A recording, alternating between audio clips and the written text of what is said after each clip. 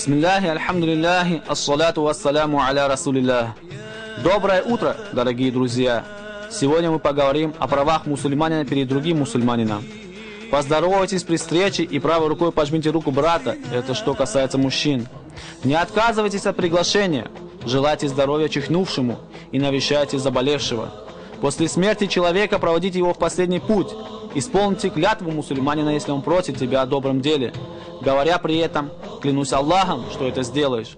В этом случае лучше исполнить его просьбу. Дайте совет мусульманину, если он об этом попросит. Оберегайте его от вреда. Наши действия должны соответствовать словам пророка, который сказал: помоги своему брату победить, несмотря на то, был он угнетателем или угнетенным. Имеется в виду, что если он прав и не может добиться истины, мы должны помочь, чтобы он получил ее.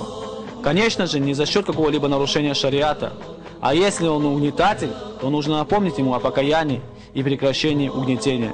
Мы должны учить его и помогать ему соблюдать свои религиозные обязанности, а также должны стараться вместе с ним развиваться духовно.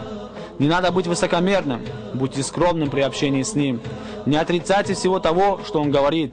В случае ссоры нельзя прекращать отношения с мусульманином более чем на 3 дня.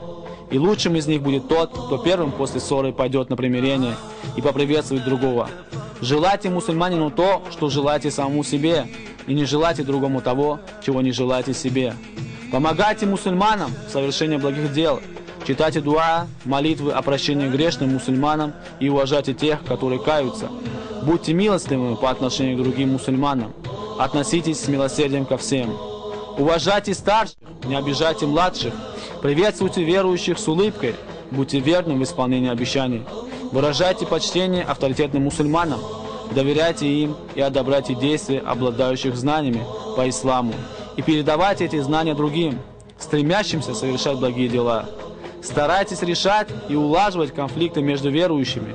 Защищайте верующих от злословия и не раскрывайте их недостатки. Не делайте неосмотрительных поступков, вызывающих сомнения и недоверие к себе у других мусульман, чтобы они не получали грех из-за недоверия к вам. Старайтесь сделать добро и оказать помощь мусульманам. Ходатайствуйте за них и решайте по возможности их проблемы.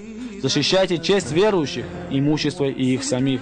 Относитесь к старшему как к отцу, к младшему как к сыну, а к ровесникам как к братьям. Не причиняйте вреда ближнему. Советуйте каждому поступать по совести. Оберегайте других и самого себя от совершения дурных поступков. Будьте благонравными. Думайте о других верующих, прежде всего только хорошее, ибо только Аллах знает то, что скрыто в сердце каждого.